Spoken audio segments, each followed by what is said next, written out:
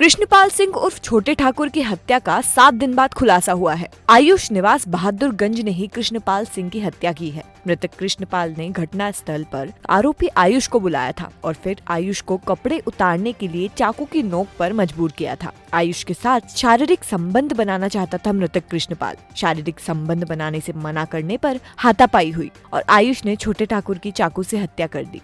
मृतक कृष्णपाल सिंह के शरीर पर चाकू के 16 वार मिले थे। अनैतिक संबंधों के चलते हुई है हत्या। 14 फरवरी की रात को थाना नानाखेड़ा के अंतर्गत अभिषेक नगर में जो हत्या हुई थी उसका खुलासा करने में साइबर की टीम और नानाखेड़ा पुलिस को सफलता मिली है। इसमें जो आरोपी था उससे जो पूछताछ हुई है उसमें जो महत्वपूर्ण जानकारी मिली है, उस पूरी पूछताछ को लिंक टू लिंक उसकी जो पूरी कड़ियों को जोड़ा गया सामने आई है। उसमें जो घटना का मोटिव सामने आया है उसमें आरोपी और मृतक पूर्व से परिचित थे।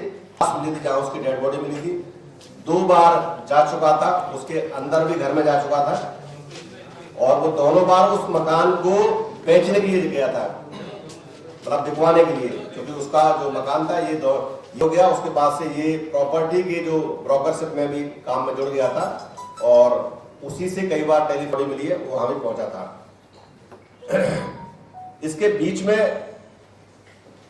मृतक के द्वारा आरोपी से लगभग 18,000 रुपए भी उधार लिए गए थे, जो कि आरोपी को भी पैसे की जरूरत हो तो बार बार वो टेलीफोन से बोलता था कि मुझे पैसे वापस कर दो।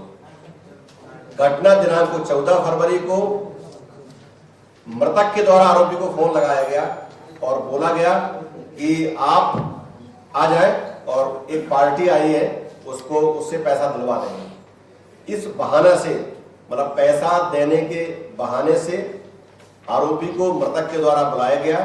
मृतक उसके निवास पर पहुंचा, उसके बाहर काफी देर उसने वेट किया है।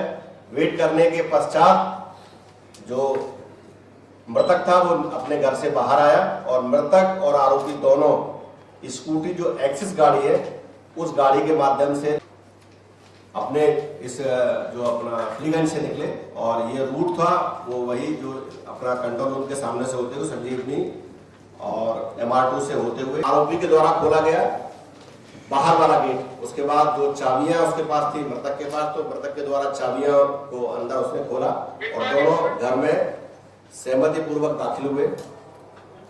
उसके बाद जो मृतक था, मृतक ने अंदर कुछ आपसी बातचीत की और बातचीत के बाद मृतक के द्वारा आरोपी को उसके कपड़े उतारने को कहा गया, क्या कर ऐसा करो। उस बात को लेकर के सबसे पहले मृतक के द्वारा ही चाकू निकाला गया और उसको चाकू की नोक पर आरोपी के कपड़े उतरवाए गए। इसमें इस आपसी छीना झपटी में या गुत्थम गुत्था में 2 जगह आरोपी को चोट के निशान भी आए। आरोपी घबरा गया और जब उसने मृतक के द्वारा लाइट बंद कर दी गई और कुछ अननेचुरल जो उसके लिए उसको फोर्स किया गया, जबरदस्ती की गई और उस पर भारी पड़ने लगा, तो जो चाकू था जो पहले मृतक ने निकाला था उसी चाकू का उपयोग इसने आरोपी ने किया और आरोपी ने एक चाकू मारा पहले, तो उसमें काफी उसको ऐसी जगह लगा जहां काफी ब्लीडिंग होने लगी। लेकिन उसके बाद भी आरोपी जो मृतक था वो लगातार उसके ऊपर भारी पड़ रहा था, तो घबराहट में उसके द्वारा कई बार किए गए, मतलब कई उसके बाद स्टैबिंग की गई और जब वो नीचे गिर गया था वो कुछ देर वहां बैठा और उसके बाद उसने वहां पर अपने और बांधने के बाद घर को लॉक किया।